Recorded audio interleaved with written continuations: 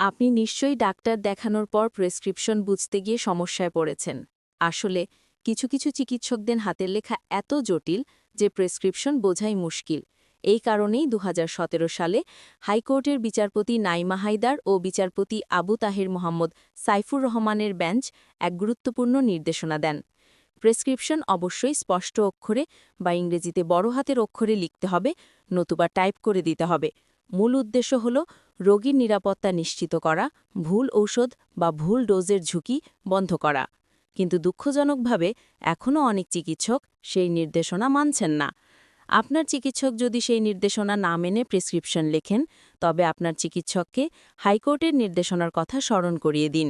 আপনি কি মনে করেন বাংলাদেশে এই নির্দেশনা কঠোরভাবে বাস্তবায়ন করা উচিত?